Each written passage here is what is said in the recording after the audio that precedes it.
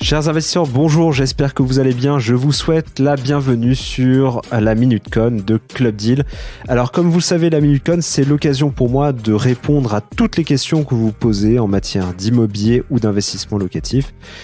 Et comme d'habitude, sans aucun a priori, je vous le promets. Alors aujourd'hui, j'aimerais vous parler tout simplement d'un contact que j'ai eu sur LinkedIn avec une personne qui souhaitait rester anonyme et qui me demandait mon avis sur la technique de la doublette dans l'immobilier. Alors d'abord, pour qu'on soit d'accord sur ça, il faut savoir que c'est illégal et je vais d'ailleurs préciser ce qu'est la technique de la doublette. C'est tout simplement le principe de vouloir faire financer deux biens différents dans deux banques différentes, le tout en même temps. Alors, je pense que vous avez compris le principe, c'est de gruger la banque et de s'affranchir de la règle des 35% d'endettement, anciennement 33% d'endettement. Alors, il faut savoir que c'est une escroquerie pure et simple. Les informations que vous donnez à votre banque au moment où vous la rencontrez doivent être sincères et véritables. Il ne faut absolument pas mentir. Vous allez voir tout à l'heure, ça a des répercussions qui sont quand même non négligeables. Alors, on peut se poser la question d'ailleurs, comment une telle supercherie est-elle possible ? Alors, il faut savoir que certaines banques mutualistes ne communiquent pas entre elles, c'est-à-dire entre régions.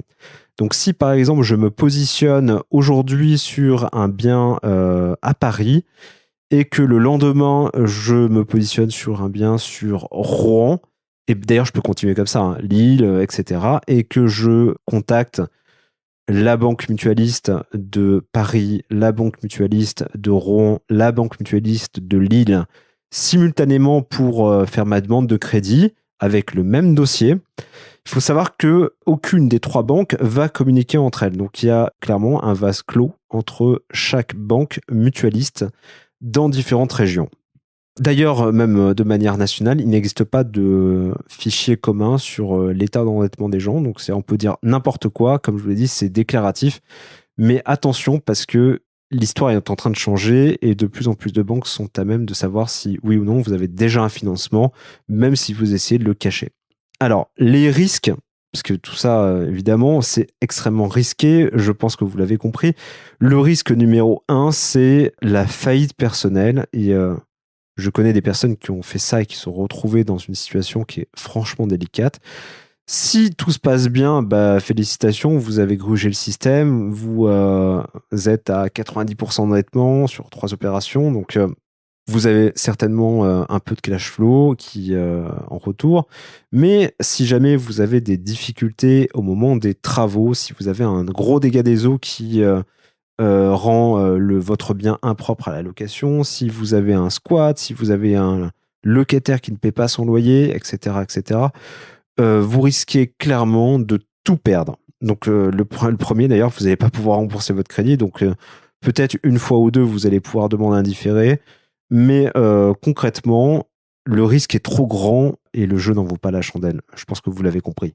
Après, il y a un risque quand même que la banque, une des deux banques, des trois banques, des quatre banques, enfin bref, une des banques se rende compte de la supercherie, tout simplement par les prélèvements, parce que vous allez avoir X taxes foncières, donc ça va forcément être prélevé à un moment donné. Et il faut savoir que la banque est en droit de demander le remboursement par anticipation de votre bien. Donc vous avez le droit de le demander quand vous vendez, mais la banque a le droit également si vous n'avez pas respecté les clauses du contrat. Et donc d'ailleurs, je vous engage à bien lire si jamais vous avez fait cette technique-là, parce que c'est quelque chose qui peut clairement vous porter préjudice. Donc revendre du bien, si jamais vous avez des locataires, la banque ne peut pas le revendre. Du coup, il faut que vous remboursez avec vos deniers perso que vous n'avez pas évidemment puisque vous avez pris un crédit.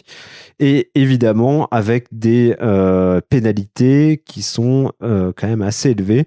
Donc l'opération peut être vite désastreuse dans un cas comme dans l'autre, si jamais vous avez un pépin ou si jamais la banque s'en rend compte.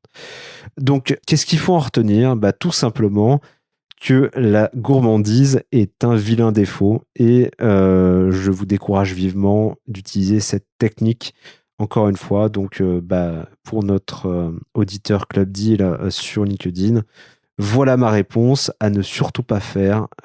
Éviter la technique de la doublette, de la triplette, etc. Vous risquez de tout perdre et ça serait dommage, alors qu'on peut faire des très belles choses dans l'immobilier en restant tout à fait honnête. Voilà, écoutez, j'espère que cette Minute Con vous a plu. Si vous aimez le contenu de Club Deal, n'hésitez pas à partager Club Deal autour de vous et à me laisser un commentaire, notamment sur Apple Podcast. Comme vous savez, ça m'aide énormément. Et il ne me reste plus qu'à vous souhaiter une très bonne fin de journée. Et je vous dis à mardi pour un tout nouvel interview dans Club Deal. D'ici là, portez-vous bien. Ciao.